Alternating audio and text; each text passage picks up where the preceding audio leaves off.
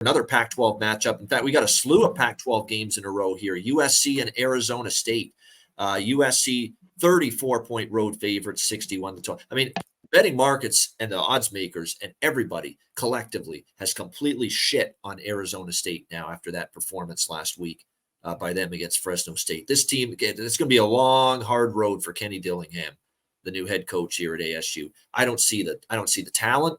I don't see the speed. I see them getting bullied in the trenches, manhandled on both sides of the football. And the quarterback play is just hideous for Arizona State. Horrendous.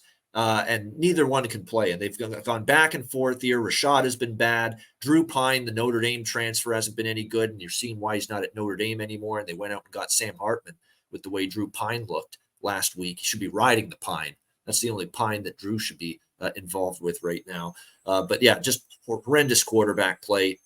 I want absolutely nothing to do with Arizona State in this game. Now, the question is, do you want to lay this many on the road with USC when if you start to look at USC could do whatever they want on offense here. That offense against this Arizona State team should be able to just have their way, no question. But spot-wise, USC's got Colorado next week in Boulder, big-time game. You have the focus to really put the pedal down here against Arizona State. It may not even matter, quite honestly, because I just don't see – even against USC's defense, I don't know if Arizona State's capable of moving the football. Like Fresno just completely stymied them last week in that game. That's about as ugly as you'll ever see from an offensive football team. And that 29-0, it's hard to get shut out in NFL or college football these days. Yeah, Mikey Keene running all over them. Yeah, ugly. It's favorite or pass, but I'm probably going to pass. What do you think here, Conor?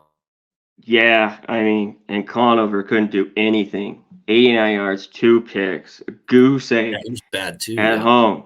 Yeah. Awful. Here with SC, like you mentioned, the big game coming up, Colorado.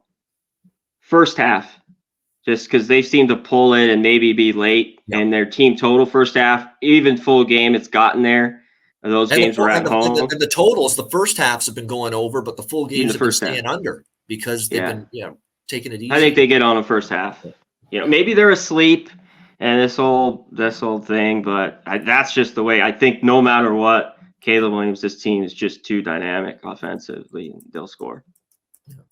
All right, there you go. So, it's hard to make a case for Arizona State right now. No question. I feel bad for Petros Papadakis having to watch that team last week on the broadcast. Nobody should want to watch that team right now. Just ugly.